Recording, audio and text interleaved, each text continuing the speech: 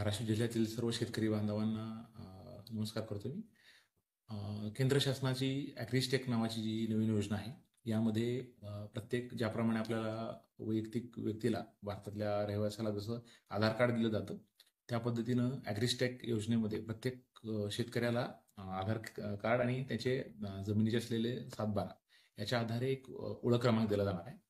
ह्या ॲग्रिस्टॅक योजनेचा फायदा असा आहे की तुमचे जे असलेले सर्व PM किसान असेल, अतिवृष्टी नुकसानीची जी EKYC करायला लागते त्याच्याऐवजी त्याचबरोबर पीक कर्ज काढण्यासाठी सुलभता येणार आहे.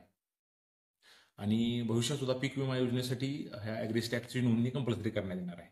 त्यामुळं सर्व जिल्ह्यातील जे शेतकरी बांधव आहेत त्यांना मी आवाहन करतो की आपल्या जवळचं सेतू केंद्र किंवा ज्याला CSC केंद्र म्हणतो, आपले सरकार सेवा केंद्र असेल त्या ठिकाणी जाऊन आधार कार्ड आणि 7/12चे आपल्या सर्वे क्रमांक याची माहिती घेऊन आपली नोंदणी करावी. त्या ठिकाणी आधारचा OTP येऊन आणि त्यानंतर आपल्या मोबाईल नंबरचा OTP दिल्यानंतर त्याची नोंदणी पूर्ण होणार आहे.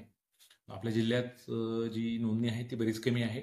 तर सर्व शेतकरी बांधवांना पुढचा खरीप हंगाम सुरू होण्यापूर्वी आपली ही जी ॲग्रिस्टॅकची जी नोंदणी आहे, फार्मर ID आहे, ते करण्यासाठी आणि ही पूर्णपणे मोफत आहे. त्यासाठी जे काय आवश्यक जो निधी आहे तो सेतू केंद्रांना सरकारमार्फत दिला जाणार आहे. या योजनेचा जास्तीत जास्त फायदा घ्यावा, ज्याच्यामुळं आपल्याला येणारे विविध लाभ जे आहेत त्याच्यामध्ये भविष्यात ॲग्रिकल्चर डिपार्टमेंटच्या वेगवेगळ्या योजना सुद्धा त्या IDशी जोडल्या जाणार आहेत.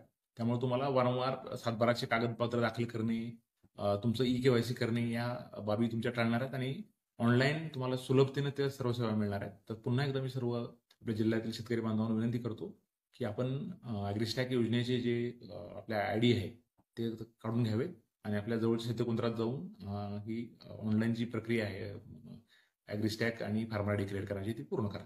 धन्यवाद.